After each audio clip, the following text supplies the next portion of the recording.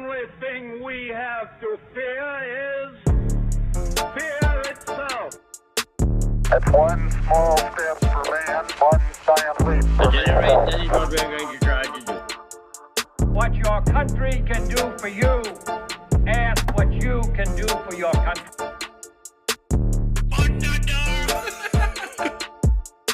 I have a dream. Bum, bum, bum, bum, bum, bum, bum, bum. And sync. All right. Welcome to episode 22 of the World Canon podcast. We're back. To check and remember which one we were on. Dude, I swear. If we can't start recording a podcast without having to spend 30 minutes, It takes at least 15 to 20. dealing with technical difficulties, I'm going to just throw everything away and quit. Well, hey now. Give her a chance. If we... Dude, okay. No, it's good. This is fun. I'm glad that we do this. It's a lot of fun. It's a fun adult hobby. How many hours do you think you've put into everything? Since I started? Yeah. Not even just when you recorded solo episodes or the interview one you did, getting all the equipment, setting everything up, trying new things, editing. What do you think that just ballpark total number of hours is? 250 hours. Yeah. I'm trying to figure out a way to cut back on that. I don't want to spend so long on every single episode. But, I think we have a pretty good plan put together now. And we're working on it. We're putting it into the works. So, big announcement. We're sort of turning over a new leaf here in terms of just trying to put out an episode every week from now on. Instead of this whole every other week or every month, once a month, right? Every 3 weeks, we're going to try. No promises, but we're going to attempt to release an episode for you all. Yeah. Be consistent every week. So right now, we're recording 2 episodes, actually. 2 episodes. Have we done this before? Technically, but it was Donner Party and it was the same. It was just 2-parters. Right. Just one really long episode. It's we could squeeze 2 episodes out of this. Yeah. Yeah. We should change clothes in between episodes so it looks like a different day. Yeah. Change the lighting. Yeah, no. So this is episode 22, which is funny because we're recording the episode that's going to come out before this, after this. The podcast math has me lost. Dude. Yeah, I'm already confusing myself, and I feel like I'm going to record, or I'm going to release an episode before the episode it was supposed to come after, if that makes sense. Yeah. But we'll see how that goes. Anyways, if you're going to tell from the title and from our nifty little sign, which I'm loving this new sign, by the way. I think it's pretty freaking sweet. It is pretty cool. It's really nice touch. I think it looks really nice. Yeah. Hopefully it's not too smudgy, but you know what? I'll worry about that later. So we're basically certified now, and we have a sign. We have black foam. We have a sign. We have colorful lights. Look at that. It's yellow on his side and it's pink on my side. Gotta call Mom, dude.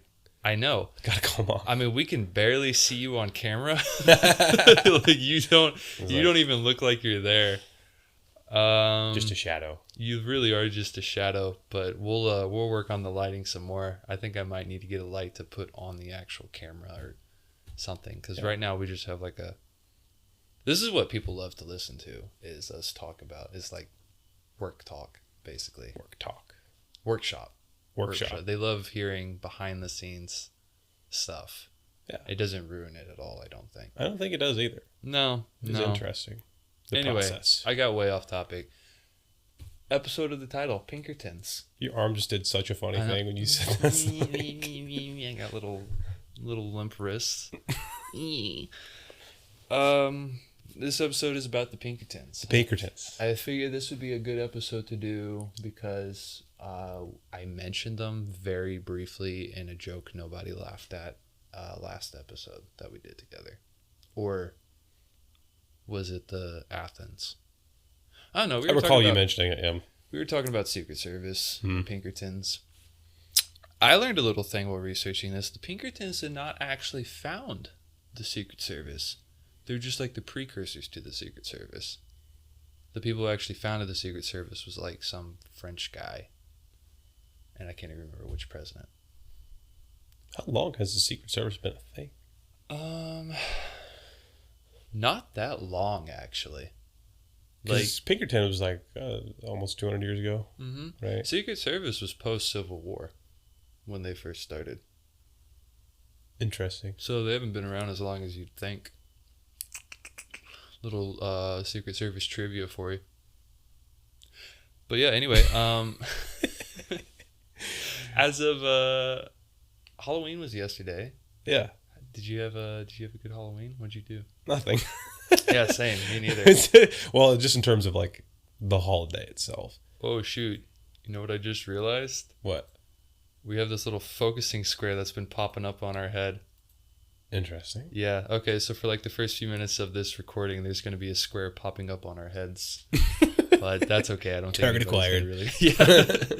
You just die. You just get shot mid-recording. No, dude. Yeah, I didn't. It was funny. I went to the store yesterday when I got. Was it yesterday? No, Halloween was Thursday, right? Oh yeah, no. Today's Saturday. Yeah, dude. I'm all over the place. Oh my goodness. I went to the store after work, and when I got home, like it was like neighborhood was chill, and then I left at probably like, I don't know, 3:30 or 4, and I was so confused because there was like lines of cars everywhere, a bunch of kids running around. There's a lot of activity, unusual activity in the neighborhood. There's a cop parked there. I was like, what is going on? I got in my car and started driving. Then I saw people in costumes. It was like, oh yeah, it's Halloween. Forgot that's a thing. Yeah. It tells you a little bit about me, you know. Yeah, no, like didn't even know.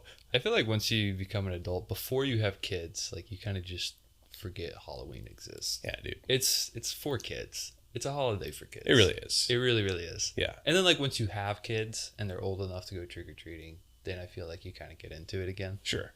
But that little gray area between, I don't know, like senior year of high school and then whenever you have kids. Sure. If you ever have kids, you just don't even care about Halloween. Yeah. And like I'm a person where like, I don't know, if you're single and you're our age, okay, you can do whatever you want. But like when you're like, I don't know, in a committed relationship and like doing adult things, it's like, why am I going to dress up like slutty cop and go get hammered on a Thursday, dude? Like, no, people have to, no. Yeah, I don't know. Those are my favorite costumes. That's what I dress up as a slutty nurse.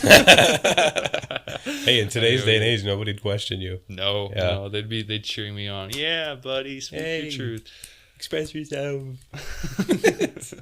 I'm gonna leave my wife alone and home all night and go trick-or-treating by myself. As a slutty nurse? Yeah, by myself, like a creep. Yeah. I actually know a guy, he's like late 40s, and he has never missed a year of trick-or-treating in his life. He has gone every year, even since his kids are in high school, have graduated high school. He still goes. I don't know if that's like, cool or concerning. Me neither. But he and his girlfriend this year, they went I think he went like just a few blocks in his neighborhood, went trick-or-treating just to say he did. Wow. Yeah. He's a nice guy, but he's interesting. He's pretty cool. Yeah. Yeah. I don't know. I don't want to say anything bad, but no, because I mean, if he's like got kids and he's like, you know, he didn't go with his kids though. His kids went and did their own thing. I was gonna say if he was like a bachelor all those years with like no kids, no significant other, just going alone, different. But if it's like celebrating it with other people, that makes sense. Borderline pedo activities. 40-year-old man with a pillowcase and a scream mask. Oh no. Why is that pillowcase wiggling around so much? Okay, anyway, we'll get into this episode. How much do you know about the Pinkertons, Alex? Not a lot of it. I know they're a detective agency. That was like a thing. I think the guy's name was Pinkerton, right? The guy who came up with it. Good guess. I'd imagine. I mean, it is. Okay. Yeah. I know they... self-explanatory. Yeah. I had some involvement with Lincoln. Yeah? At some point in time. Uh-huh. That's the extent of my knowledge. It's one of those things like I've heard that term so many times and kind of have an idea, but never actually like researched it or watched a documentary or anything. So. Well, that's pretty good. Yeah. Honestly, that's pretty good. Like, that's kind of all they're really worth knowing about for, Interesting. But there's some other pretty cool stuff. I would imagine there's some pretty cool stuff. Yeah, there's a lot of people who kind of consider them the most evil corporation on Earth. or not corporation, but organization. Okay. And there is a little bit of merit to that. But, they're not all bad, though they are mostly bad. I will say that. Mostly bad. Mostly bad. Mostly bad. As I find most things we talk about on this show is mostly bad stuff, which I don't know why that's happened. It's just kind of what we lean towards and what I lean towards. I think it's funny. Yeah. And people like to listen to bad things more than good things. Yeah. So we're going to... Well, it's history, too. It's like... Yeah, it's most history. Of history's bad. I could talk about nice historical stories, but who wants to listen to that when you can? But there's always bad. Yeah, there's always bad. Why do you want to listen to about something good that happened when you could listen to some atrocity? Yes, some disaster that happened at some point in time. Yeah, and I think that's funner. And this is kind of one of those things. It's funner. It's a lot fun. That's not how English works, is it? It's funner. More fun. It's funner. It's more fun. Funner. Is funner a word? I don't think it's... But we're going to go with it. Okay, cool. Funner. Anyway, we're already 10 minutes into this episode and we haven't even talked about the actual things. Classic. Let's get into it. Let's do it. Alan Pinkerton was born in Glasgow, Scotland. Shocker. He's a Scotsman. Aye, he's from Glasgow. I'm going to just do this accent the whole episode. On August 21st, 1819. Though he was baptized in the Catholic Church as a baby, he never grew up religious and would become a lifelong atheist. At the age of 10, his father died, and young Alan dropped out of school to become a cooper, which is someone who makes and repairs barrels. He was mostly self-educated from the books he read, which he did read a lot. He was an avid reader. I never knew a cooper was a thing. I never heard of that. I know a guy named Cooper. Same. I never knew just a barrel maker. I was a barrel maker. Who puts it? It's like a first or last name. I was a cooper. Cooper in Glasgow. I made barrels. I made the finest barrels. Dude, if you when you talk to a real Scottish person or someone from a certain part of England, it's not English. It's not. It's Old English. It is. With the thickest accent, European accent. There's a town, I think it's in Wales, where they speak English. But the words coming out of their mouth... It's not English. Sounds like Norwegian or something. Yeah, it's insane. Dude. Speaking of which, one of the last times I went down south to visit, I went to Alabama. South. There's this beautiful place in Alabama off the interstate known as Priester's Pecans. Gorgeous place. Beautiful. It's wonderful. It's a big wooden building. And inside they have all sorts of homemade candies and food and desserts and stuff. And it's all pecan themed. Pecan themed. Whatever you say. Pecan, I don't care. Pecan pie. And it's gift shops and these toys. It's just a rest stop kind of place. Really good ice cream and fudge and all that sort of stuff. Perfect for fat people. There's a Willy Wonka chocolate factory sort of deal upstairs. You can walk upstairs and look down in this room where they make all the candy and stuff. And you can watch them make candy. Anyway, I went there one time, and I held the door open for this old guy, and he went, I was like, I'm sorry. And he's like, one more time, I'm sorry. Thank you very much. Dude. You have a good day. I was like, Dad gum, dude. Yeah, you are so Southern. Some of the accents get over the top. It's insane. Very over the top. Yeah, Alabama, especially certain places of Alabama, the accent there is just so incredibly thick you can't understand a word people are saying. Even me, who grew up there. Yeah. It's kind of funny to go back and visit sometimes. Bama. You have the slightest bit of Southern twang. I've been told that. It just came out right there. It just kind of creeps up. In some words you hear it more. It's pretty normal American accent, and then in some words. In some words. I say oil, ice. Ice. My wife's told me she hears it when I say ice. Ice or oil. Definitely with oil. Oil. Because you see oil. It's a sound. It's not even a word. Oil. Okay, Okay, anyway. We're getting way too off topic. Now, Bible.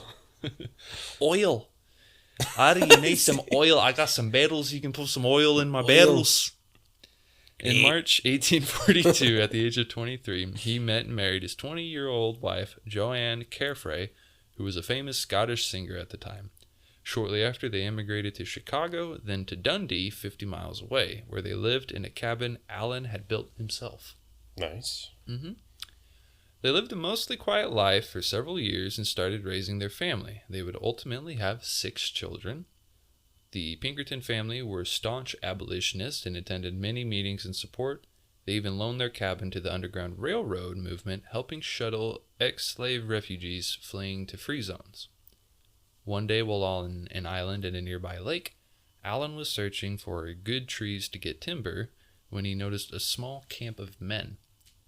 He stayed hidden away to observe them when he realized they were counterfeiters. At this realization, he snuck away and reported them to the sheriff, who successfully arrested them and shut down their counterfeiting operation. Allen was then credited in helping with the case, and that's where he first became interested in detective work. A little bit of freelance detective. Started off snitching.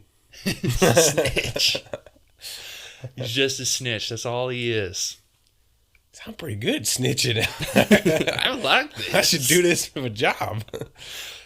After that, Allen began looking for opportunities to try out detective work, aka snitching, and became the first police detective of Chicago, Cooper County, in 1850. Shortly after that, he met attorney Edward Rucker. They teamed up and started working cases for whoever would hire. Around this time, railroad expansion to the west was booming, therefore more and more trains were being robbed. This created a huge market where railroad companies would hire private security and detective forces to either prevent robberies or hunt down stolen goods and the robbers. Allen Pinkerton and Edward Rucker hopped on this train, pun intended. I actually typed that in there, just so lame, and began hiring out to 6 different companies. They very quickly became too busy to do it all themselves and started the Northwestern Police Agency, where they hired around 15 agents, including the first woman detective in the U.S., Kate Warren. Dude, what's crazy is like that was probably so normal to just have the train get like stuck up or like robbed. Yeah, I wonder how often there was like no TSA or like any sort of security. Somebody probably just walk on the train with a gun and just like, all right, give me your money. Yeah. I wonder if you like could pay, like if they had travel insurance back then for trains. Like if you're going way out west, like, all right, pay us this much. And if you get robbed, we'll cover the losses. Interesting. It's like a fee on top of your like your ticket. Like pay an extra $5, and if like you get shot in the foot, then like you we'll get pay your compensated. medical bills. Yeah. Like what if it was such a common problem that not only did these companies hire detectives and security, but they also like provided travel insurance. See, I wonder, because like nowadays the equivalent to that would be, I mean, really train travel was probably as common as like planes are now. Yeah. Like just getting on a plane, and it's so regulated, especially, you know, like the past 20 years. You can't do that. But back then, there was probably no... Dude, imagine security. They didn't have metal detectors. They probably didn't pat you down. You probably just showed them a ticket, can't pay my money, and just got on the train. No. Dude, so that you ever rode on a train? I have not, but I've always wanted to. Me too. Yeah. I know, because like there's an Amtrak station near here, and you just hop on an Amtrak train and go out to like Seattle or down to Leavenworth. Or, I mean, they'll take you all over the country. That's something we kind of want to do sometime, is go on a trip and get to wherever we're going via train. That'd be fun. It'd be fun, I think. That'd be fun. Isn't it weird how in the modern day we all want to do things of the past? Yeah. And then like people in the past probably couldn't even fathom like getting on a plane or like an iPhone, AI, spaceships. And we're like, dude, I want to get on a train. It's like such outdated technology, but it's so cool. I did do work on a train station, and I went inside this station just to use a bathroom, and I was looking around, and the security at train stations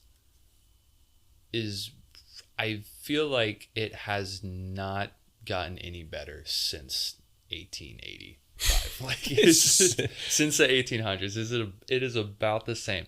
There might be metal detectors, I can't remember. There probably are, but that's about it. Wow. It's not like airport TSA, which I wonder if that's because there hasn't been any like major train attacks, you know? Yeah, because it's probably just not a big demand for trains. It makes you think, like, do they have like U.S. Marshals on trains, like a train marshal? A train marshal? Like they do on like a plane? Like a track marshal? Because you think about it, on probably every plane, there's probably a U.S. Marshal. Yeah, there's an that you just don't much. Like. He's just a normal dude, and you wonder like if that's happens on train.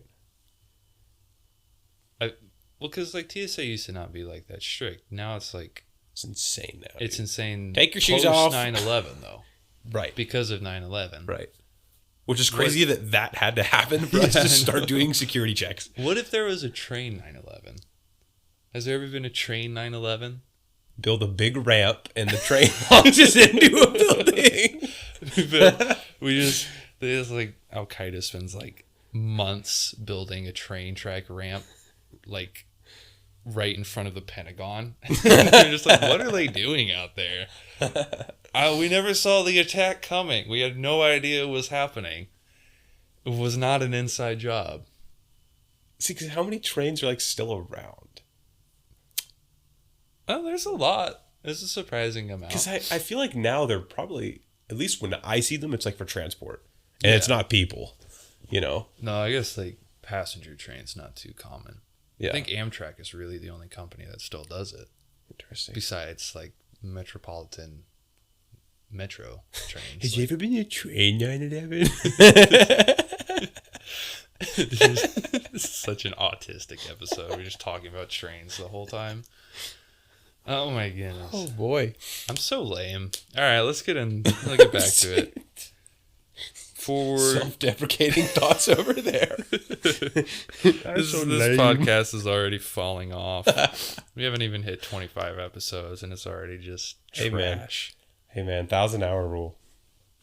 1,000-hour rule. 1,000-hour rule. I think 50 episodes is when we'll really be, we'll have hit our stride. Hit stride, yeah, dude. We'll really have, listeners. Have more of a system down, more viewers, yeah. Takes time, dude. It does. Takes a lot of time. It does. I just hope at some point. It's been, like 6 months? Mm-hmm. 6 months and only 22 episodes. Yeah.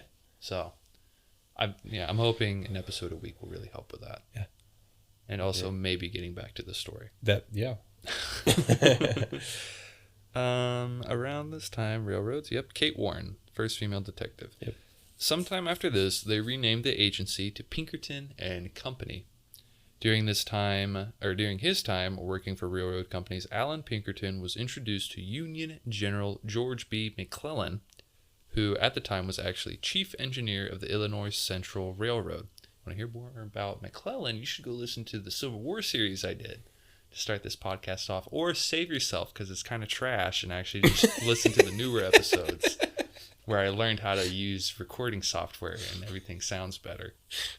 But if you like sound effects, you can go listen to the Civil War series I did, because I did put a lot of sound effects. Dude, you're just putting yourself in an oven right now. I'm just putting this whole podcast and all our work just it's into kind of trash. You should not listen to this show. It is bad. For anyone listening, do you guys like it better when we like really stick way more to the script and the main idea of the story, which is maybe why you clicked on that specific episode? Hey, I want to hear about this story. Or do you like it better when we do go on the tangents and the weaves and kind of tell us. Go like in the comments. Here's below, the line, we right? Won't read them. And we're just doing this. We're just figure eighting, and we always come back, but we're just figure eighting. Like, what do you like better? Put in the comments. Yeah, let us know. Let us know. Feedback. Please do. Maybe leave it in a review, actually. Tell us via review. Via comments on YouTube. Yep. That would be really sick. Anywho. For the entire 1850s, the Pinkerton Agency made a name for itself in stopping train robberies and tracking down all sorts of stolen goods. I wonder if that picked up on Mike. I wonder that too. How are you popping your knuckles like that? That's crazy. Why I do that, and I get the index finger, and then I get both my thumbs. And, yeah. You're going to have crazy arthritis when you get older. See, there's studies prove that that's not true. Oh. Yeah. All right, we'll talk about that later. We already just went on a long tangent. stopped all sorts of robberies. Then in 1861, the U.S. Civil War started, and George McClellan recruited Alan Pinkerton as an intelligence agent and a scout to observe enemy movements and gather intel on Confederate forces. Pretty consistently throughout the war, however, Pinkerton and his agents often gave horrible intelligence and very inaccurate numbers of Confederate units. Just gonna say, it always starts out good. Mm-hmm. Like, we're stopping train robberies. So basically, what they would do, none of them knew how to count large units of troops. So what they would do is they would just give them incredibly large, inaccurate numbers, which is like one of the reasons why we think that McClellan never really attacked and never really went on the defensive, which is why he never really got things done. If he had like known actual numbers, he might have attacked, and the Civil War might have not lasted as long. Interesting. And Grant wouldn't have ever had to come in and just, use his hammer against an anvil tactics that he did, which was just throwing wave after wave after wave of troops at So in theory, was the Pinkerton agency inflating the numbers and giving them just like super inaccurate, like go out and be like 1, 2, 4, 5, 6,000. Yeah, like pretty much. That's exactly what when in the meantime, maybe it's like half of that or like 500 or something. Yeah. Yeah, pretty much. That's exactly what was going on. Interesting, dude. However, they did go above and beyond in service to the Union. Despite the inaccurate numbers, they did, try very hard in doing lots of things. Sure. Pinkerton agents would go undercover as Confederate soldiers deep behind enemy lines. Alan Pinkerton himself even disguised himself as a Confederate major in the Deep South and nearly escaped alive after being found out. So, the guy himself almost got hung going undercover. Okay. So, they did put in an effort. They just weren't very good at counting. They were bad with mathematics. Numbers. Was not the that was not their strong suit. Yeah. Also, supposedly during the early parts of the war, Pinkerton and his agents stopped an assassination attempt on Abraham Lincoln. With the help of Agent Warren, Pinkerton found out that there was a group of secessionists in the North who were planning on attacking the president inaugurate on his way from Illinois to D.C. They had Lincoln alter his travel time and cut wired communications in between the two locations to keep word from spreading too quick, even allegedly going as far as disguising Lincoln himself, who traveled alone with Agent Warren via train, posing as her sick brother. Of course, this entire story has never been proven to be true. That's kind of wild. If it is true, if even half the details are true, that's pretty crazy. That'd be a cool story. I didn't know that there was a plot against him before they actually killed him. Mm-hmm. That's crazy. That'd be a good movie. That'd be a great movie. I would watch that. Who would play Lincoln? I feel like Keanu would play a good Lincoln. If you put enough makeup on him, he just has the hair and the facial hair. He's got that tall, lanky kind of lanky look. Yeah. That'd be a great movie. I could see Keanu playing Lincoln. Yeah. I feel like if you put Keanu in a Lincoln movie, though, it'd have to be that Lincoln vampire killer movie. He'd have to go crazy and kill all the bad guys. He'd have to kill the assassins coming after him himself. Yeah. It couldn't be like the... I'd imagine it'd be like a Tarantino movie, where Tarantino does that thing where he takes real storylines and just makes them fiction. Like Once Upon a Time in Hollywood is basically about Shannon Carter, but it's not the true story. It ends way differently. I could see him doing that with something like Lincoln. Taking a lot of the facts we know about, what you just mentioned with the Pinkertons and then the assassination attempts, and then just making it so silly. Blowing it way out of proportion. Yes. Yeah. I like this stuff. I love historical movies because they're never accurate and always blown way out of proportion. Yeah. Especially Braveheart. Yeah. That movie is so good. Yeah. I love that movie so much. Yeah. That's a long one. It is, yeah. But it's worth it. It is such a good movie. Maybe we should do an episode about William Wallace sometime. I want to do some Scottish history. Okay. Because this is supposed to be a world history podcast, and so far we've done nothing but American history. Hey, how could you blame us, though? 22 episodes. We have done nothing but American history. That's fair. And I do want to start branching off. Dude, first thing that comes to mind, Genghis Khan. Genghis Khan. And the Mongol Empire. We'll do a Genghis Khan episode. I've been fascinated by that my whole life. We'll do Well, shoot, we already have the next few scheduled out, actually. We'll get there. We'll have to squeeze Genghis Khan in somewhere, though. Yeah. We'll do a Genghis Khan. We'll do Genghis Khan, and we'll do William Wallace. Okay. Sound good? I'm game. Sweet. Those are going to be some fun episodes. Genghis Khan is going to be... Dude. How much do we, like, not talk about just to keep me from having to click on the explicit content button when I publish that episode? We'll need a bleep guy. We'll need a... Pay him $50 an hour just to hit the bleep. Just to sit there with a soundboard and go beep and just hold it down for a solid Just lay minute. on the button, yeah. Pretty much the whole episode. You just hear, and then he beep. It'd be like listening to an Eminem song, then, the clean version of an Eminem song, yeah. I think the radio version is just silence with a beat. And then the whole song. Yeah. So, yeah. Okay. Back on track. We're weaving. We're bobbing and weaving. Lots of weaving. After this, however, Alan Pinkerton would refer to himself as Chief of the United States Secret Service, which wasn't even real yet. After the war, Pinkerton went back to working for railroads. One of their biggest problems at the time was the infamous Jesse James gang. The Pinkertons hunted him down relentlessly. An undercover agent was posted as a farmer next to Jesse James' family's home. However, that agent was found out and killed. After that, the Pinkertons gave up on him and instead contracted with the Spanish government to help put down a revolution in Cuba meant to liberate slaves and give people the right to vote. Wow. So this is kind of where the Pinkertons' dark side tends to come out. Sort of gets a little cynical, yeah. Uh-huh. In 1872, it started out so good. They were did. just like It helping did. people And not now get they're robbed. gonna go way down. It's just a massive drop. Dude. In 1872, Pinkerton agents were sent to Cuba, where they went undercover and routed out revolution leaders and sympathizers. They notified Spanish authorities, who would go in and send them to prison or execute them. Peaceful. Yeah, very nice. After this, there was still plenty of work for major industrial corporations, especially the railroads. In the 1870s to 80s, a lot of labor unions began to form, and strikes would constantly take place, completely shutting down companies for days or weeks at a time. Wages and work climates were pretty often abysmal.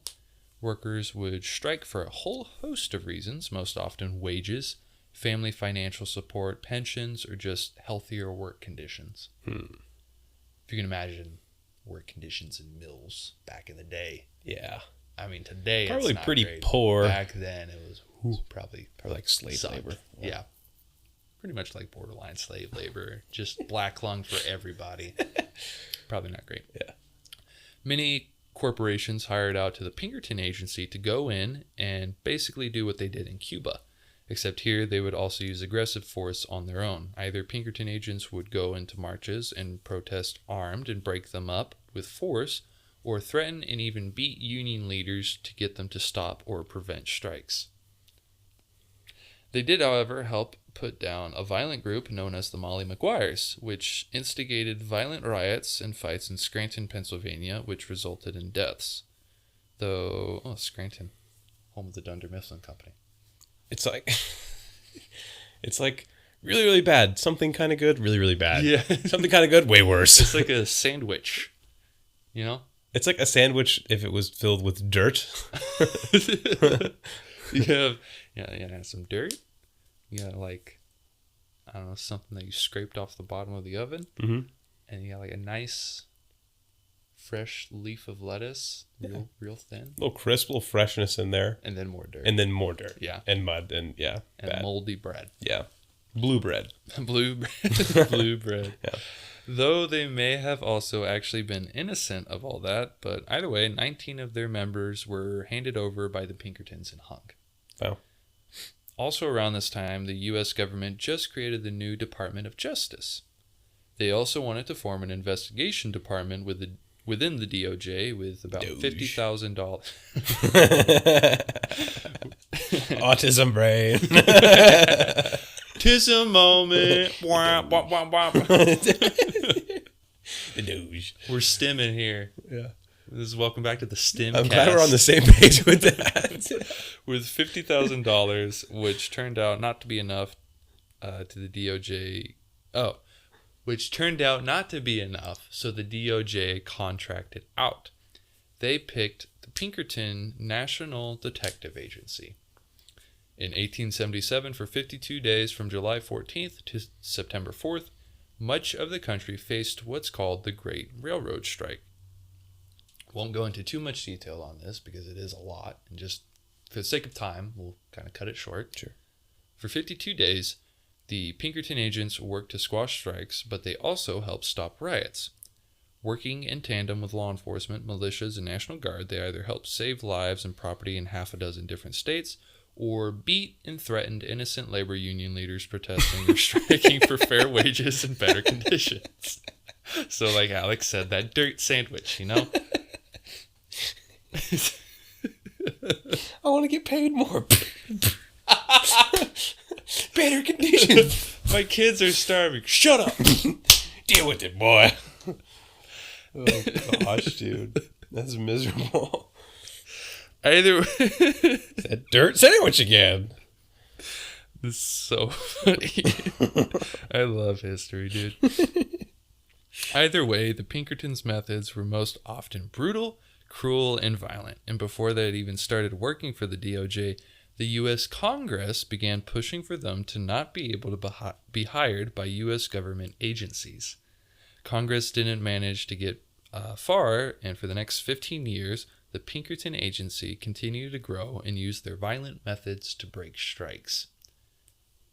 That changed, though, in 1892, with Homestead, Pennsylvania, was home to the Carnegie Steel Company, a major steel production company facing disgruntled workers after having cut wages and just having awful conditions and treatment towards laborers. For the past few years, the Carnegie Mill had practically been run by the Amalgamated Association, which was a labor union, and they had fought hard for several years to gain the control they had and stop management from attempting too high of an output or cutting wages too low.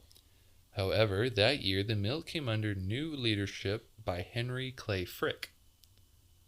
Henry thought the mill wasn't putting out as much as it could, and he...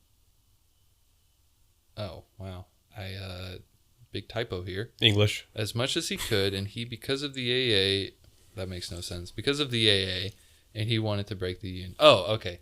Henry thought the mill wasn't putting out as much as it could because of the AA, so he wanted to do something about them. Man, I had no idea what I was typing there. Tism. A little clickety aneurysm in the middle of typing that out or something. So Henry set to having the company create a surplus of stock in order to be able to withstand a strike. The AA and Carnegie began negotiating in June. Since steel prices were higher, the AA asked for wage increases for themselves, which they only made up about 800 of the 3,800 employees of Carnegie. Henry countered with a 22% wage cut instead. Which makes Too bad, boy. No sense to me whatsoever. It seems very counterintuitive. Yeah. Whatever. Anyways, the AA was very unhappy, obviously, and things got heated.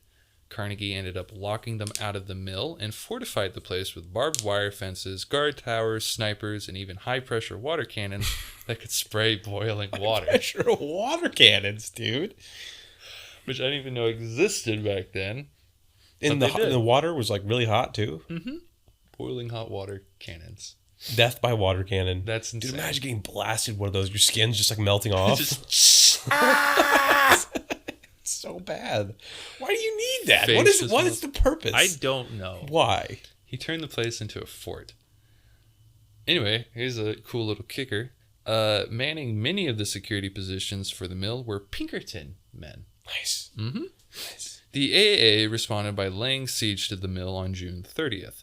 They set up units of picket men around the mill and patrolled the... I'm going to struggle to pronounce this name. The Monongahela, I think, River, next to the mill with boats. Any non-union member workers were turned away if they tried to enter the mill. They patrolled the town, questioning any visitors to their purpose for being there, and if anyone seemed suspicious to them, they'd be escorted out of the city. Meanwhile, AA members in other nearby cities... I really thought you were going to say they'd be executed.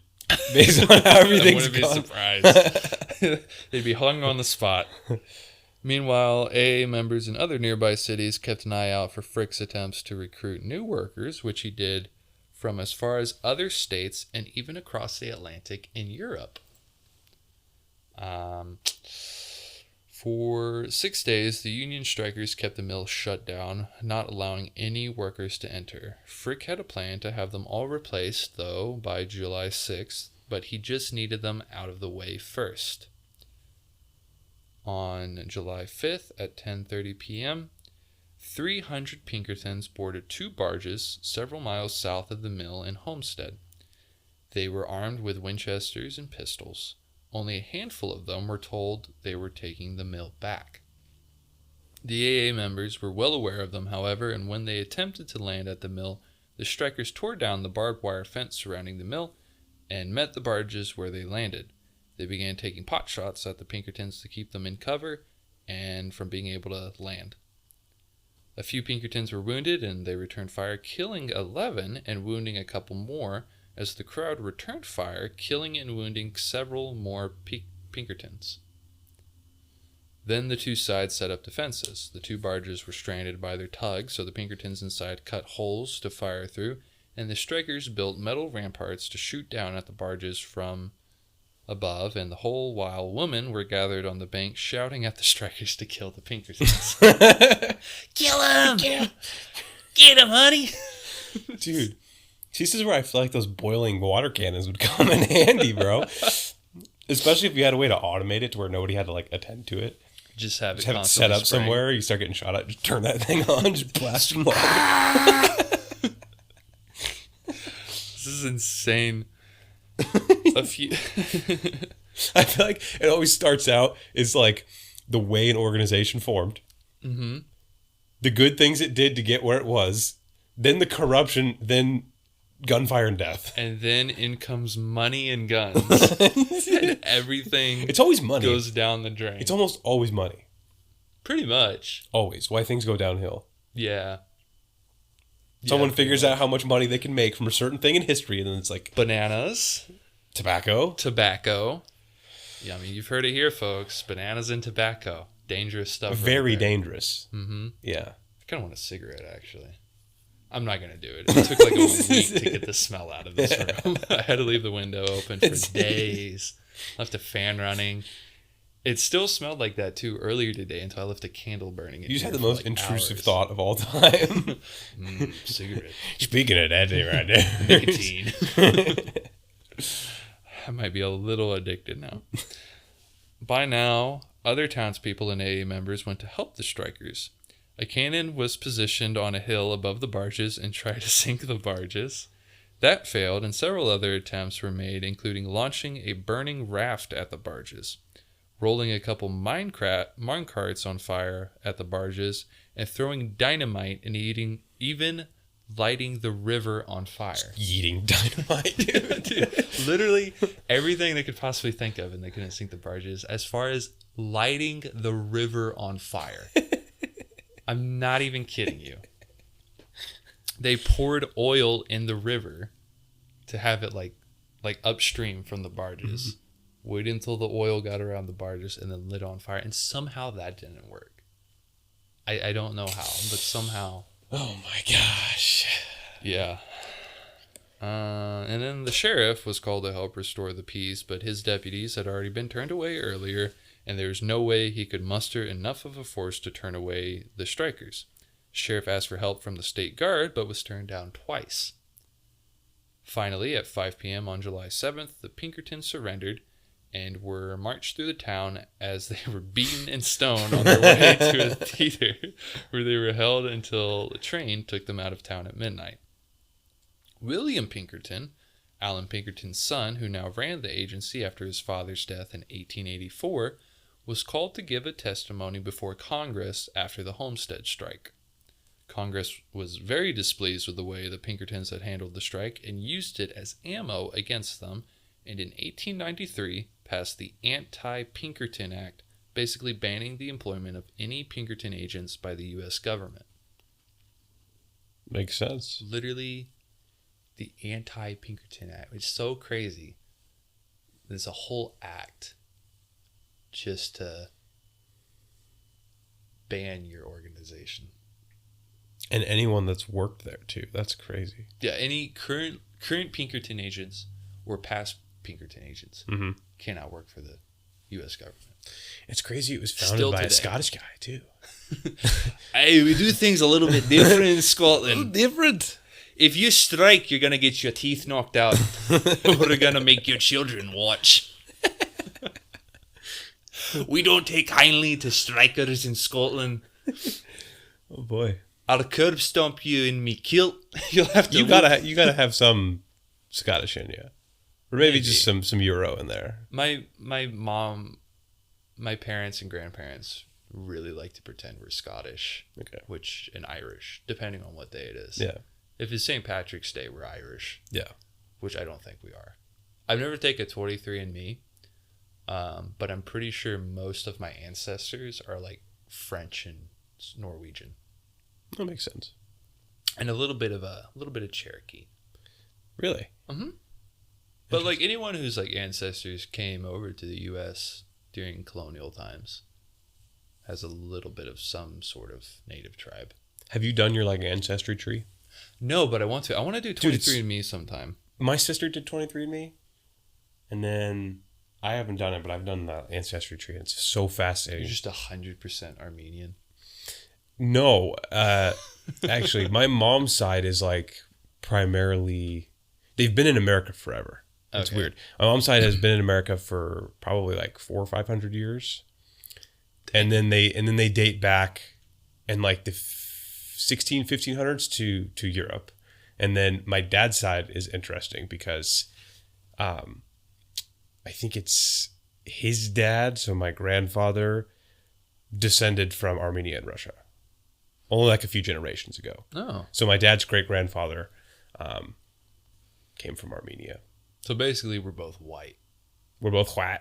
Very white. Very white, yeah. Very, very white. Yeah, but dude, like I have like his grandparents.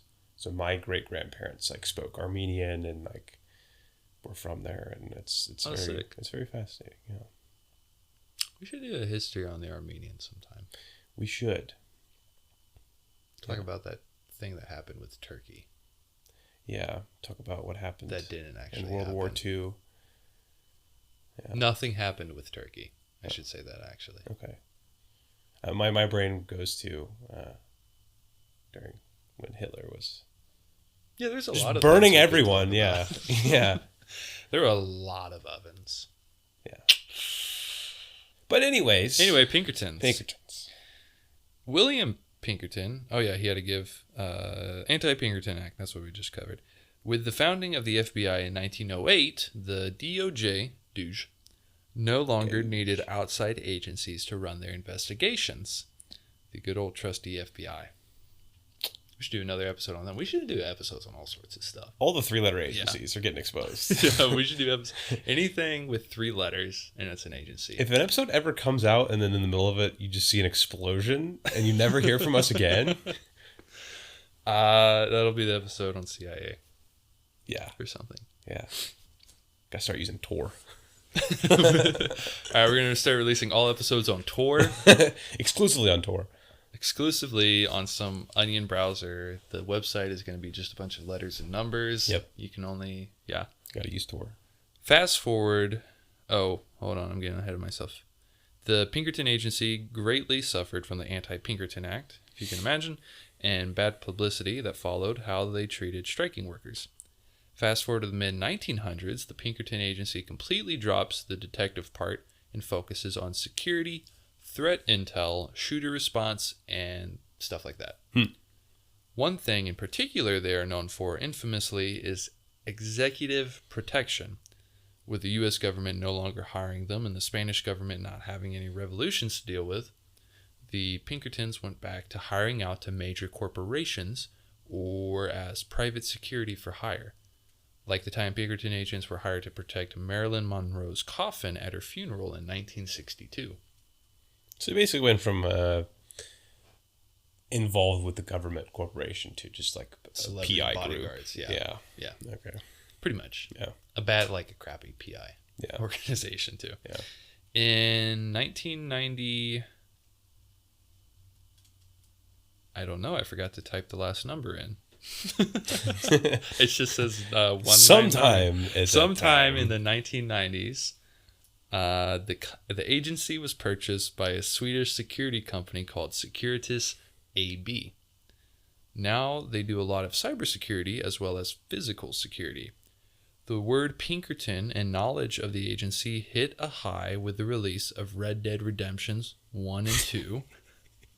That's where I've heard of this. Yep. No joke, the first time I heard about Pinkerton. Same, dude, actually, yeah. Such a good game. Yep. I love that game. I re-downloaded it recently. Dude, it's so just to play around. I never beat the campaign. Like, once you got past the Arthur part and you start playing as John again, I kind of just quit. I was like, I don't care. Well, that means anymore. you beat the game. Right, but there's still a lot of story left. Is there? Yeah. John's got a lot of story left. It's basically just him building a house and settling down finally. Okay. I was going to say, because the way they designed the game, that was like the main campaign. Mm-hmm. But then you're saying there's like an extension at the end of 2. Yeah. So 1, I think you play as John the whole time. You do. And it's so the second one's you play as Arthur. It's a prequel. Yeah. It's a prequel? Yeah. 2's a prequel? Yes. 2 happens before 1. That's why 1, you're John, and you're like, yeah. I didn't know that. Mm-hmm. I've only ever played 2. So that's why, like, at the end of 2, that's where, like, 1. Oh. Yeah. That's crazy. I never knew that. Yeah. And I love Red Dead 2 so much. It was such a fun game. I have a buddy who played all of the outcomes in the campaign. You know, there's different outcomes depending on the decisions you make. In 2? Yeah. There's alternate endings depending on what you do. Does Arthur die in all of them? He's got it. He dies in all of them. I think he does, but there's at least 2 or 3. There's at least like 3, and I had a buddy who literally beat it, went back, played the whole thing through like 3 more times, and found out all of That has to take so long. Dude, just doing the base campaign's like 80 hours of game. It's so much fun. It's so much fun. It is. I also re-downloaded Halo Infinite, and I'm playing through that again. Nice. Dude, they're making another one. I'm so excited. I don't know if you saw it's with Unreal Engine 5. Uh-huh. The graphics. Which is hilarious that they spent all this time building their own engine, and it turned out to be a complete failure. So they're like, now we're using Unreal, and it's crazy. It works. Yeah. I'm hoping it's good. Same. I'm really, really hoping it's good, because Infinite was kind of a letdown, but the campaign was just fun enough that I want to play it again. Yeah. Makes no sense, and I will keep this as short as possible so we don't talk about Halo for an hour. But the bad guy, the main antagonist in Halo Infinite, makes no sense. See, I've only played the first 3 missions. So, do we want to go down this road at all? I don't know if we do. We can. It doesn't matter. I mainly played multiplayer in that game. I played a lot of multiplayer, actually. I really enjoyed playing some of the playlists. I know, what are we at? We're at like 52 minutes. Maybe we should... Okay, real quick. Eshram, the main antagonist in Halo Infinite. He's like never mentioned ever, except I think for like one time in a book. So the annoying thing is that you don't just fight Atriox in that game, who is like a big bad guy from the Halo Wars games. Right. And that's what a lot of people are upset about, is that the story in Halo Infinite sucked.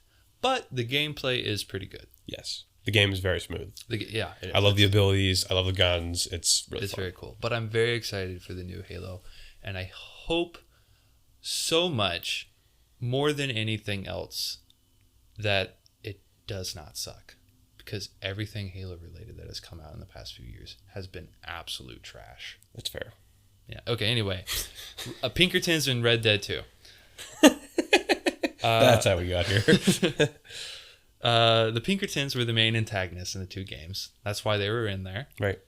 Players played as either characters John Marston or Arthur Morgan. Mm-hmm. Arthur.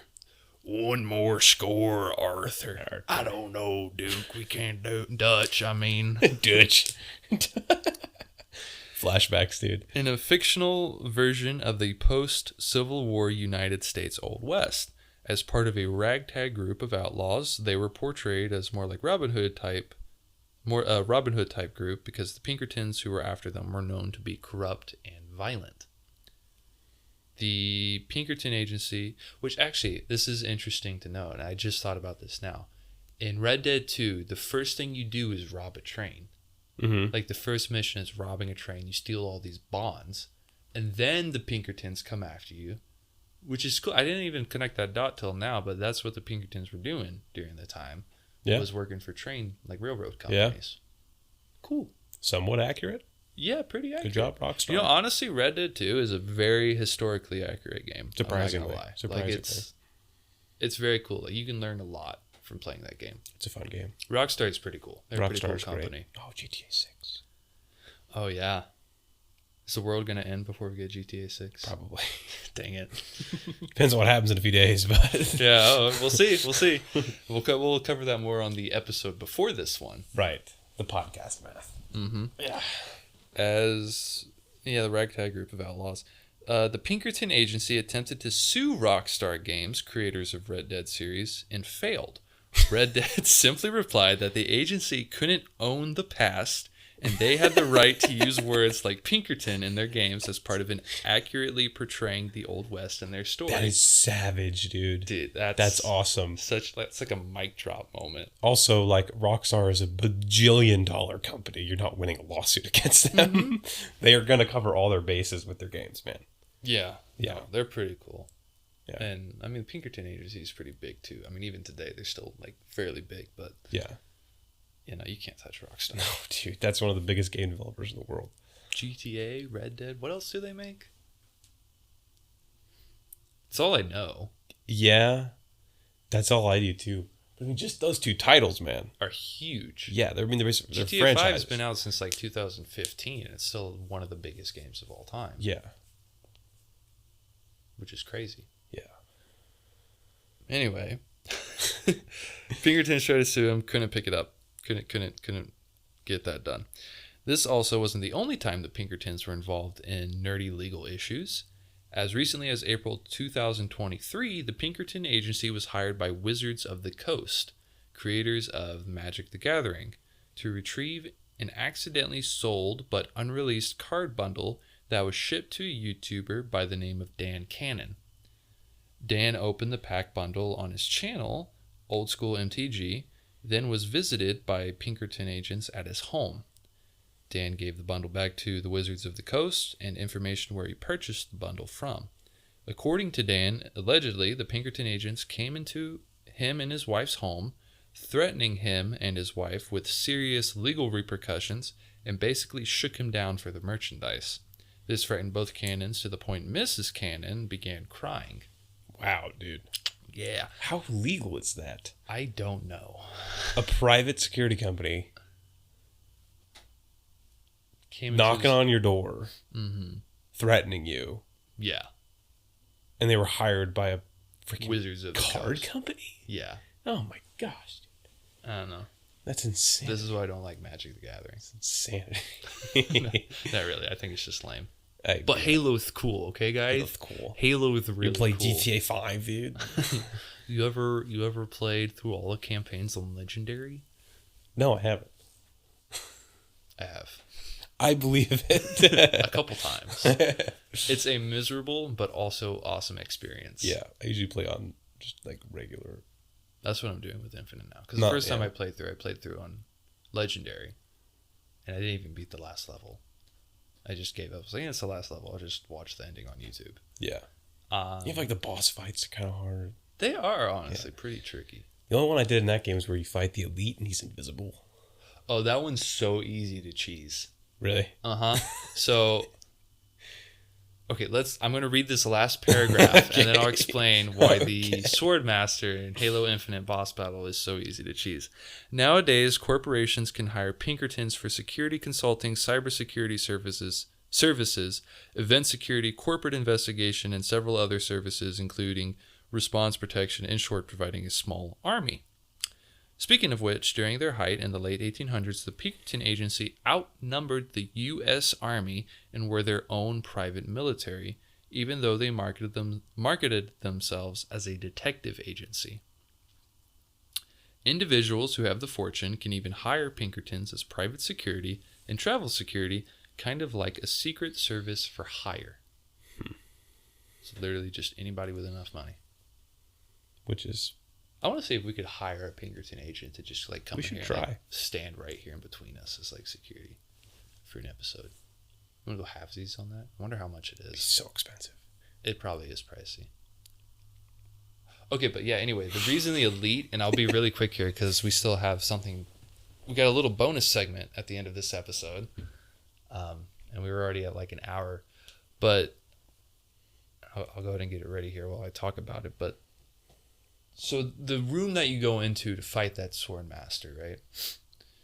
It's like he's luring you in there with that dude's little like recording of his wife and daughter. Mm-hmm. If you run around the inside of this building, it's set up like an arena that you're supposed to run around and fight the guy in. And you're supposed to use like your scanner to find him because he's invisible the whole time. Mm-hmm. Well, located around this room are all these fusion coils, which are like explosives. And in Infinite, you can pick them up. Yes. So what you do is you pick them all up, all of them, and you bring them to that little like hologram thing, the sound recording thing, which is where the guy spawns in that you're supposed to fight. The boss spawns in right on top of that. So you drop them all right there, all of them, and then you activate the boss fight. And then as soon as he spawns in, you just shoot them and it kills him instantly. Dude, that's the nerdiest. And it's so nice because before you fight the guy, you have to go through like this firefight level where you just fight wave after wave of enemies. Yeah, I just fought him. I didn't know that was a thing. Yeah, no. I just walked in that room and then it was like, I boss tried fight. fighting him a couple times, but I was like, no, I got to figure out a way to cheese this guy. It took me a couple tries. It's tough, dude. Yeah. It's really tough. But anyway, bonus segment. We got a bonus segment this episode, guys. And now that we finally figured out how to get the camera stuff to work, I figured we could start implementing stuff like this. Never done a bonus segment before. You know what people love, Alex? And you can see it on screen right now. You probably know what it is. The tier list? It's a tier list. The tier because list. People love tier lists. We're doing a historical tier list. So to explain this, and I'll go ahead and throw it up on screen. So all you're going to be able to see now is the tier list. But on this tier list, we have A, B, C, D, and at the very top, it says Goosebumps. And we have an assortment of photos that we are going to be rating on how cool we think they are and just, you know, how much we think they inspire us. I've never made a tier list. I'm so excited. Do these photos give us goosebumps or are they just kind of cool? Okay. So... made your own version of S tier. I did. Yeah. S tier is Goosebumps. Okay. So we have here at the bottom, I don't know if we'll do all of these, but we'll start working our way through. But first one is, I know it's kind of tiny for us. Oh, wait, hold on. Yeah, I can't see. Here we go. First one, I know is kind of tiny for us, but I don't know if you can see this, Alex. It's actually the cover of the Battle for Athens episode. And it's 3 World War II vets aiming their rifles at, I don't know, I'm assuming the jailhouse where all the crooked cops were. So basically, we're just going to rank this on how cool we think it is and whether or not it gives us goosebumps. And that's a real photo. It's a real photo, yeah. I don't know. This one, if you know the story behind it, it's kind of cool. But if you don't even know the story, I think it's honestly kind of lame. It's kind of niche. If you understand what's happening, it's pretty freaking cool. Mm-hmm. If you have no idea and it just looks like a normal picture. Yeah. I think if you know the backstory, I'd put it A tier. A tier? I'd put it A tier. I think that's pretty cool. Yeah. That was a crazy story. Whole town going to war and like the veterans trying to defend. Like that is, I think it's pretty cool. But if you don't know the story, then you're just like, oh, it's just dudes with guns. Probably like, yeah, C tier. But so maybe B. Maybe it falls into B. What do you think? B. I was thinking B. Okay. I was thinking B because even with the story, I don't know. The picture is meh. Yeah, I think B tier is fine. B. Okay, we'll go B. All right, next one. This is the squad from Black Hawk Down. pre-op. So before the guys go out, this is all of them on their Black Hawk. A tier. A tier? A tier. Yeah, I'm going to go side with you. That's such a cool story. A tier. Great movie, too. Okay. The cinematic depiction of it is phenomenal. Down here, we got a few more. Which one should we do next? Well, it's still hard for me to tell what they are. I know. I think next time I'm gonna have to figure out a different tier list thing because we can barely see the photos. We need some way to blow these up, and there is no way to blow these up as of right now. Well, here we go.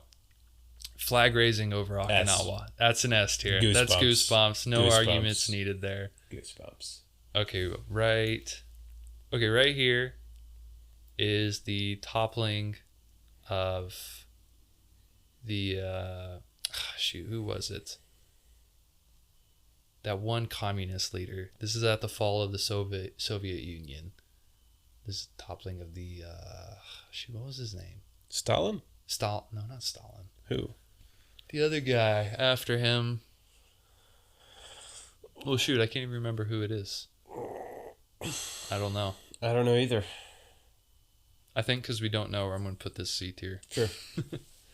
Okay, this dude is one of the guys, I don't know which one exactly, but he's one of the 13 horsemen that went to Afghanistan right after 9/11.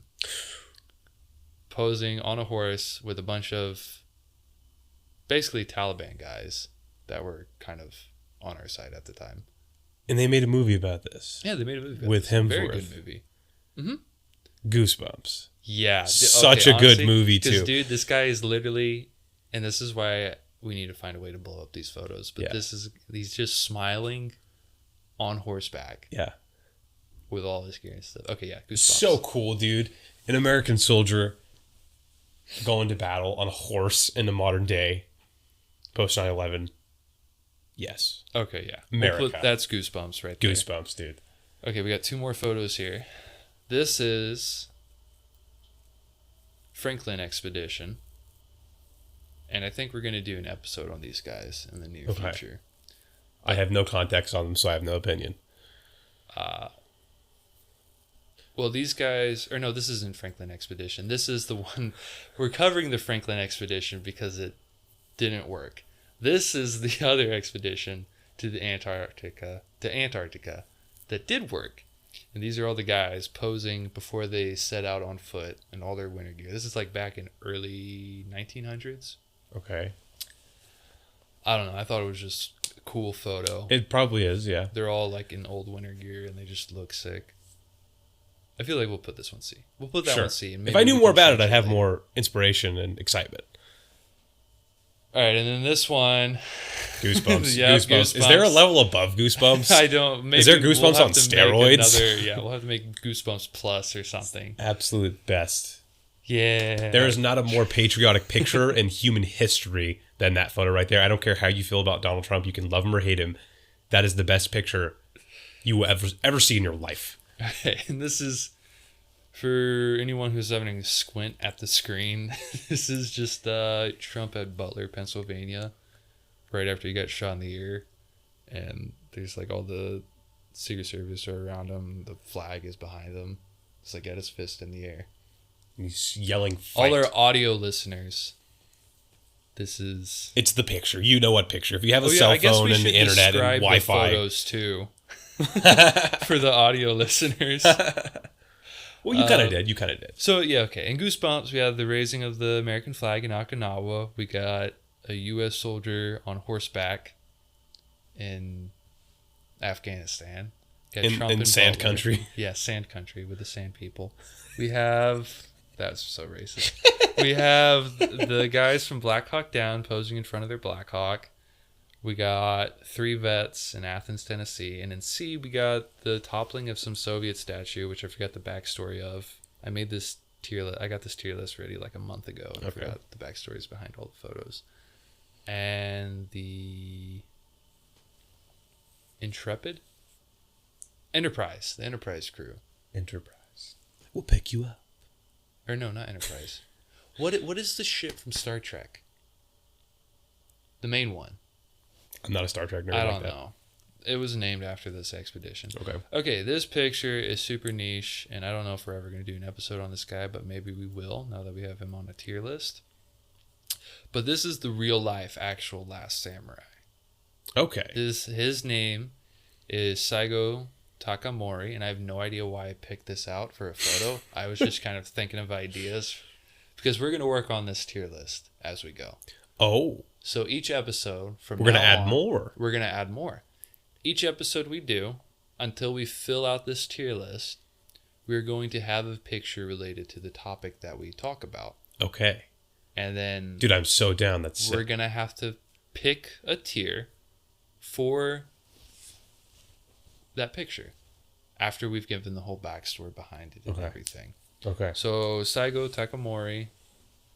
I don't know. I just thought it was a cool photo, but we'll probably put this one at C. And you know what, honestly, it's hard for me with the ones with like little context. Yeah, I can't really form an opinion. Yeah, I just thought it was a cool photo. It is a pretty cool photo. But yeah, this is our tier list now, and maybe I'll see if there's something else I can do so we can figure out a way to blow up these photos. But yeah, from now on, we're gonna be adding. Oops, let me see if I can bring us back. We're going to be adding on to that tier list. I'm excited. Just like one photo every episode. Okay. But yeah, that was Pinkertonsss. That was Pinkertonsss. We hit like an hour and 10. That's pretty good. That's not bad at all. That's not bad at all. Yeah. And yeah, I don't know. We'll see how this new system works. See if we can get an episode out every week. I think quantity and consistently will really be helpful. Yeah. I think people will like that more. I think this will grow more because I want this to grow. Yeah, dude. I want this to sprout wings, and I want to make money off of this. Yeah. I want to get money involved in this. As we've talked about, money getting involved in anything is a good thing, right? Yes. It always goes uphill from there. Yes. Yeah. It never goes bad. More money, more problems. But, you know, it'd be nice if maybe we get to the point sometime in the future where we can get sponsors and maybe start a Patreon or sell some merch. Merch would be cool. Some World Canon merch. Yeah, that would be sick. I've got some ideas. Some stickers maybe with like stickers, a barcode, and when you scan the little or like a T-shirt. QR code, you scan the QR code and it takes you to the Spotify. That'd be pretty cool. That would be cool. I think. Yeah. Or like I don't know, if we sold a hat, what would it say on it? World Canon. Just World Canon. And then it could have the logo. On the side, you could put like a picture of the world, or you could put the world and then it getting shot out of a cannon. Ooh, that's pretty cool. I like that. That's pretty cool. Yep. Or we could do like different alternate designs with like the idea of like World Canon and like the logo, but like different. You know how they do like a sports logo, right? Say like LA Rams, it'd be like the L and the A, but you make it different. You change the font, and you maybe do like the same concept as the logo, but it's like different in certain ways, different colors. I like that. I can think of a lot. I want to do a banana smoking a cigarette. Oh. With a Pinkerton hat on. With a Pinkerton hat, yeah. The world's worst detective agency. I want to encourage everyone, too, to go visit the Pinkerton website. They have a website? There's still a thing. That's what's crazy is there's still a thing. Actually, I wonder if we can pull it up here. You probably can. Let me see if I can pull it up real quick. We'll, oh, shoot. Hold on. I got to type it in real quick. Let's browse the Pinkerton website. I wasn't even planning on doing this. Let's browse the Pinkerton website, everyone. Together. You guys already didn't like him enough. Pinkerton American Detective Agency. Homepage. This is why I need to get a keyboard to plug in, too, so we can do this stuff from here. Supply chain risk management. Oh, yeah. Expertise in navigating global supply chain risks and solutions. Get it pulled up. Supply chain risk management. That is crazy. I guess that's not really that crazy, actually. I have no idea what that really means. But about us. Let's see what it's in about us. I should go here. Our approach. Our approach. Our story. Our approach. We just told your story, Pinkertons. Okay, got it. Cool. Integrity. Vigilance. At Pinkerton, we are security and risk management experts. And one thing we know is that risk is unavoidable and everywhere. Just like hiring us. Seemingly disconnected events can have a ripple effect around the globe, affecting businesses in both large and small ways. Even for organizations that may not yet be operating on a global scale, there are always emerging threats from our increasingly interconnected world. A fuel shortage in Latin America, a natural disaster in Asia, or legislative changes in Europe could severely impact supply chains and business English is hard. Continuity. Let's go with it. In North America and Australia. Risk can be assessed and managed with the right approach. This strategy is at the core of everything we do. We help you understand the risk you face today so you can better prepare for tomorrow. Okay, that's boring. Oh, they got a cool little pie graph here. Little wheel. It's like a quadrant graph, but in a wheel. So it says like operational and physical. It says workspace risk. What is that? Supply chain, business continuity. How do you say that word?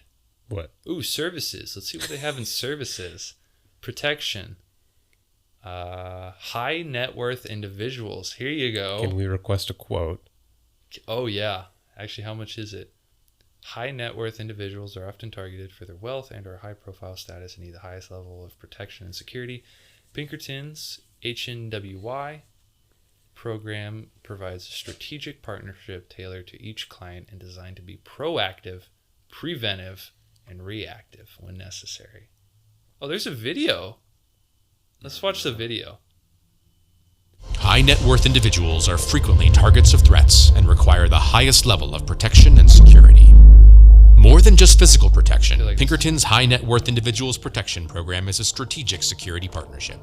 Tailored to each client, it includes a fully embedded protective detail, continuous threat assessments, risk management, emergency response, and more. Whether responding to a specific crisis or simply wanting greater peace of mind, high net worth individuals turn to Pinkerton. Our security teams know how to keep clients safe and put them at ease so they can confidently continue to focus on their business. Their website looks untrustworthy. Pinkerton, we never sleep. Honestly, kind of does. It's so black and white and just like it's so like, oh, they got a blog, dude. It's so like, you know what we are, but we're not giving you more information by going to our website. Like you're gonna find anything out.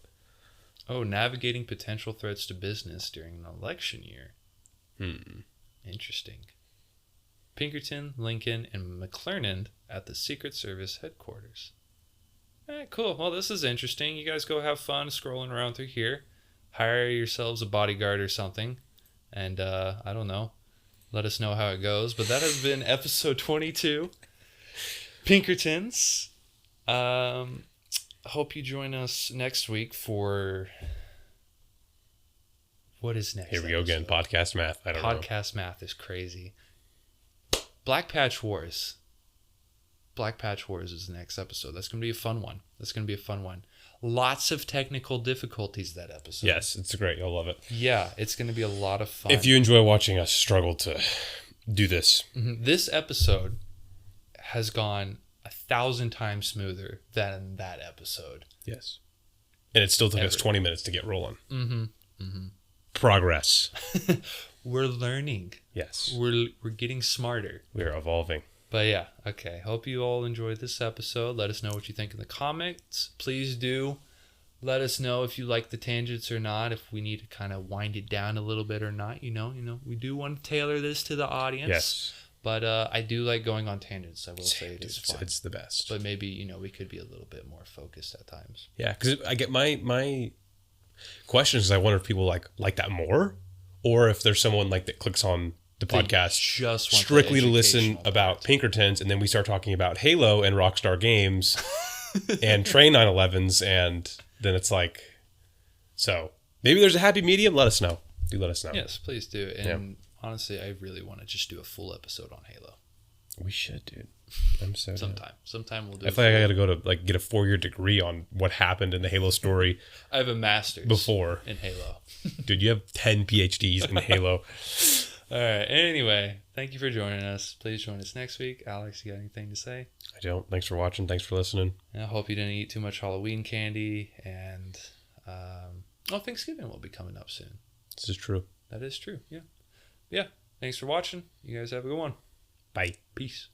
Alcohol, tobacco, and firearms. Who's bringing the chips? Guard against the acquisition of unwarranted influence, whether sought or unsought, by the military-industrial complex.